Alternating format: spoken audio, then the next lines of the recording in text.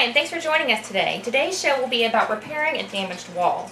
Let's say you have a noisy neighbor upstairs and you're banging on the wall telling her to shut up. You might end up with something like this. So for a problem like this, you'll need sheetrock, some wood glue, a utility knife, sandpaper, spackling paste, wooden slats and rubber bands, a putty knife, and depending on your texture, which this is orange peel texture here, I'll be using sheetrock mud, a can of paint, a paint tray and roller, and last but not least, a cold beer. Now for the sake of time, I've already cut out the damaged piece of sheetrock, as you can see, and I've glued the wooden slats in with wood glue. Now the rubber bands would go on here as the glue is drying. And so what I did is I put the rubber bands around this piece so it'll hold them tight so it'll get a good grip.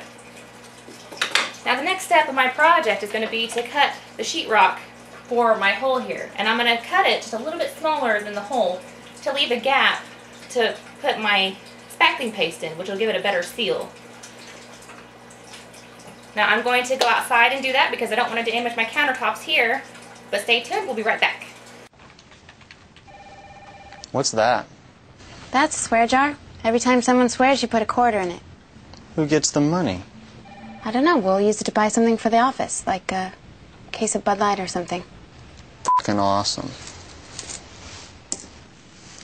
You, Bob. You, Jim. Eric, I have a bag on line 3 for you. Can I borrow your pen?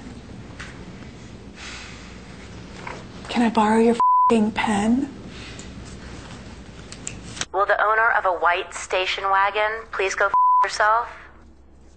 We're gonna go down there and we're gonna f*** some. We're gonna f*** some.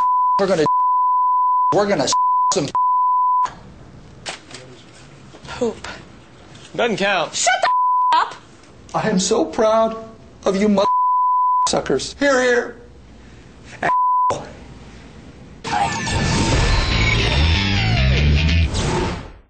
Okay, and welcome back. Now for safety reasons, I didn't open my beer until after I was done with my utility knife. Because it's not really a good idea to drink while you're using sharp objects. Just my opinion.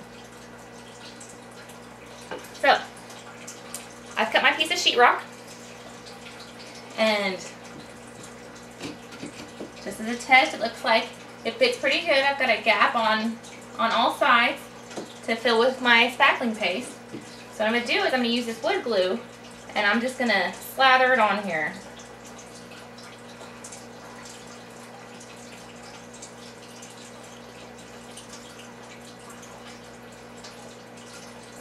Remember, this glue is going to adhere to the wooden slats that we put in yesterday.